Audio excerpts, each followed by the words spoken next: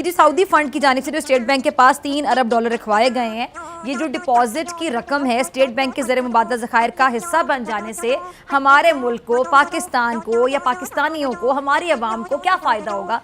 इससे हमें कोई फायदा नहीं होगा। सिर्फ हम ये दिखाना चाहते हैं कि हमारे पास कोई फायदा नहीं होने वाला। करवाली बेइज्जती।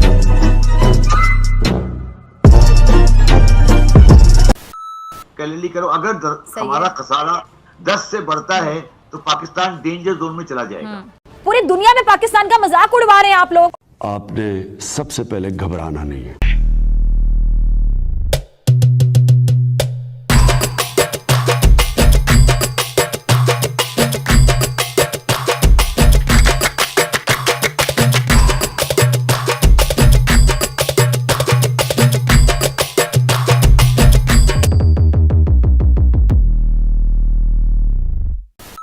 अगर आप रेगुलर फ़िज़ा खान को देखते हुए आ रहे हैं तो ये बात आपको अच्छे से पता होगी कि फ़िज़ा खान मोस्टली हमेशा भारत के ऊपर चिल्लाती रहती है। कभी मोदी के ऊपर चिल्लाती है, कभी भारत की सेना के ऊपर चिल्लाती है, तो कभी आरएसएस, तो कभी आरएसएस। अरे कहना क्या चाहते हो?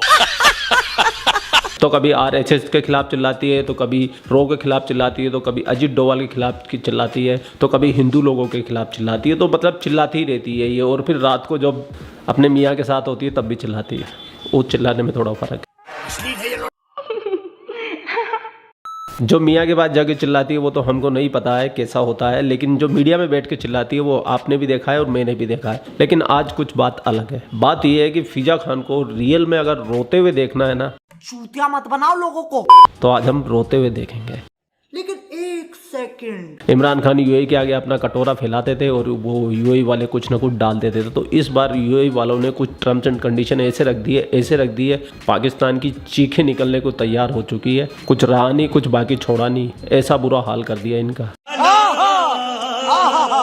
ऐसे समय में सीनियर जर्नलिस्ट प्रो पाकिस्तानी फ़िज़ा अकबर खान कैसे शांत रह सकती है? तो उसके साथ बैठे हुए एक अर्थशास्त्री और अर्थशास्त्री ज्ञान कम दे रहे हैं, जूते ज़्यादा मार रहे हैं फ़िज़ा को और पाकिस्तान मीडिया को। फ़िज़ा को रोते हुए देखने का आप मज़ा लीजिए। सिर्फ आप फ़िज़ा का चेहरा देखना, आपको उसी में ही ऑर्गेज़म की प्राप्ति ना हो तो मेरा नाम बंटी नहीं। कैसी अपमानजनक बातें कर रहा है लड़का ये? फिट है बॉस, बाहर से भी और अंदर से भी। अश्लील है ये लोंडा। और आपका भाई मिलेगा आपको आखिरी में। वज़ारत ख़जाना की तरफ से जारी करदा जो एदाद-ओ-शुमार हैं उनके मुताबिक मुल्की मईशत महंगाई के दबाव का शिकार है और गुज़िश्ता दो महीने में महंगाई में इजाफा हुआ और बराह रास्त जो गैर मुल्की सरमायाकारी है उसमें कमी हुई है। तो क्या करें भैया? अब दूसरी जानिब स्टेट बैंक ऑफ पाकिस्तान और सऊदी फंड फॉर डेवलपमेंट के जारी करदा जो मुश्तरका एलामिया है उसके मुताबिक सऊदी अरब और हुकूमत पाकिस्तान के दरमियान एक डिपॉजिट मुआहदे पर दस्तखत किए गए हैं और इस मुआहदे के तहत सऊदी फंड स्टेट बैंक के पास 3 अरब डॉलर रखवाएगा और मुआहदे के तहत डिपॉजिट की जो रकम है वो स्टेट बैंक के ज़रिए मुबादला ज़खायर का हिस्सा बन जाएगी।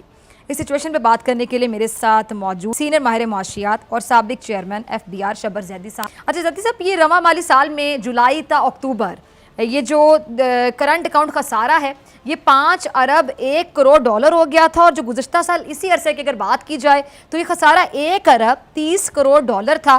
तो क्या वजह है कि एक साल में जो करंट अकाउंट खसारा है वो 4.7% बढ़ गया?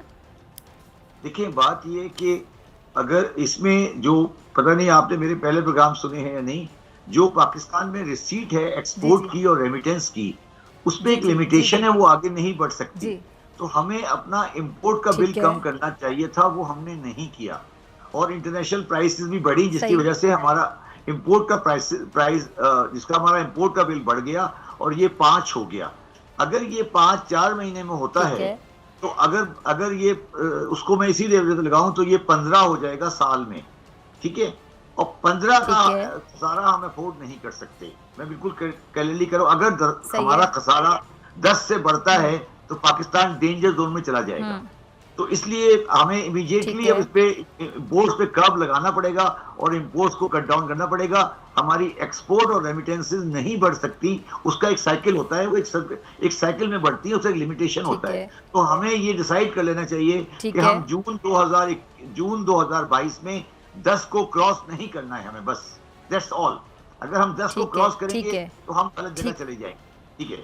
दूसरी बात जो आपने बात की ठीक है है। सऊदी अरब के पैसे की, मैंने कल भी एक ट्वीट किया है और मैं जी। पाकिस्तानी कौम से और पाकिस्तान की गवर्नमेंट से कहता हूं कि हमें ये पैसा नहीं चाहिए, हमें ये पैसा नहीं ठीक है। चाहिए।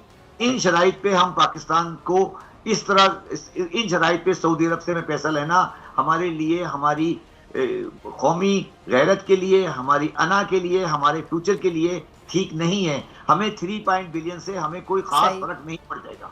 हमें किसी भी हाल में ये ठीक है। 3 बिलियन की इस कंडीशन पे पैसा रिसीव करना नहीं चाहिए।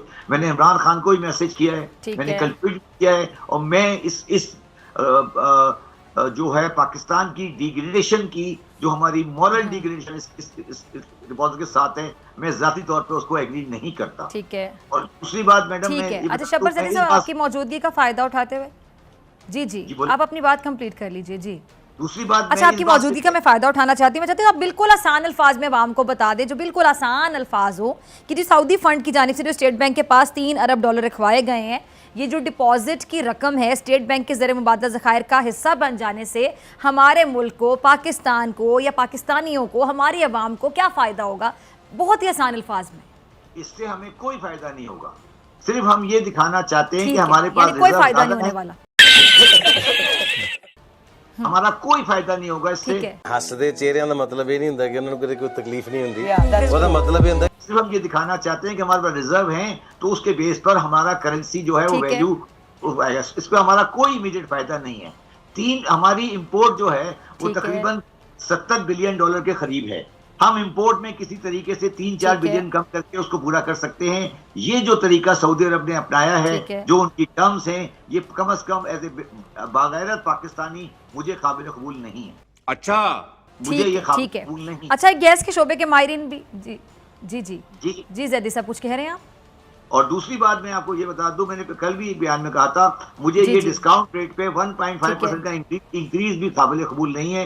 ये हमने जाती की है। हमें डिस्काउंट ठीक रेट है। को नहीं बढ़ाना चाहिए था इस लेवल पर। मैक्सिमम 7.5 पे लेके जाते, हमने 150 बेसिक पॉइंट जो बढ़ाया है, ये गलत किया है हमने। तो ये 2-3 चीजें हैं जो गवर्नमेंट को सही करनी चाहिए।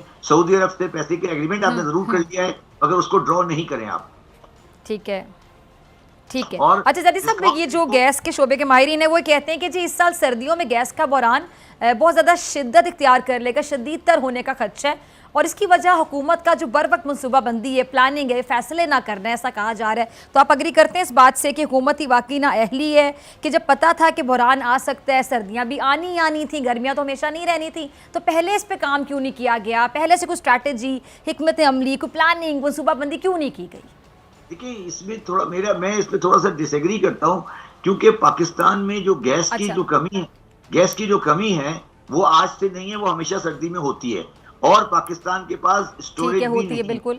हाँ, स्टोरेज भी नहीं है। तो गैस को ठीक हम, है। अगर हमने इंपोर्टेड गैस पे काम करना है, तो इंपोर्टेड गैस को हम स्टोर नहीं कर सकते। तो इंपोर्टेड गैस आएगी और सही। तो सही, ये सही। हाल। अच्छा ज़ैदी साहब, फिर एक और सवाल यहाँ पे, यहाँ एक और सवाल पैदा होता है ना कि ये गैस का बहरान तो वाकई, मतलब मैंने जब से होश संभाला है मैं भी यही देखती आ रही हूँ कि जी गैस का बहरान तो हर दफ़ा सर्दियों में आता है। तो फिर जो पहले हुकूमतें रह चुकी हैं, PTI की तो पहली ये गवर्नमेंट है, तो मुझे बताइएगा कि फिर वो लोग तनकीद किस तरह कर रहे हैं? वो आम अल्फाज में कि किस मुँह से तनकीद कर रहे हैं कि उनके अपने दफ़ा दौरे हुकूमत जब थे तो तब भी ये बहरान आता था? जितनी भी खराबियां आज पाकिस्तान भुगत सही। रहा है, ये 1977 से लेकर 2000 तक पाकिस्तान की मिसमैनेजमेंट का नतीजा है। ठीक है, ये गवर्नमेंट उसमें कसूरवार इस तरह है कि उन्होंने करेक्शन का स्पीड सही नहीं किया।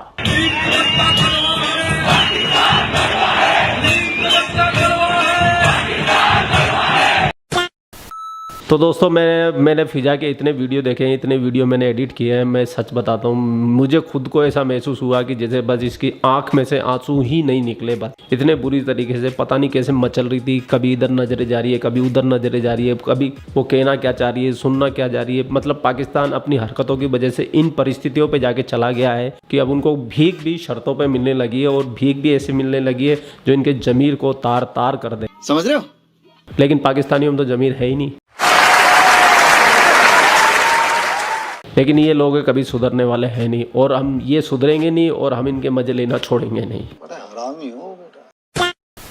सबसे पहले तो ये बताओ चश्मा कैसा लग रहा है। दूसरा ये है कि ये नज़र का चश्मा है, फैंसी नहीं है भाई। तो क्या करें भैया? आपका भाई आपके लिए 5 मीडिया से रिलेटेड वीडियो लाता रहता है। आप लोग अपना ख्याल रखिए। जय हिंद, वंदे मातरम, जय श्री राम, जय श्री राम, जय श्री राम।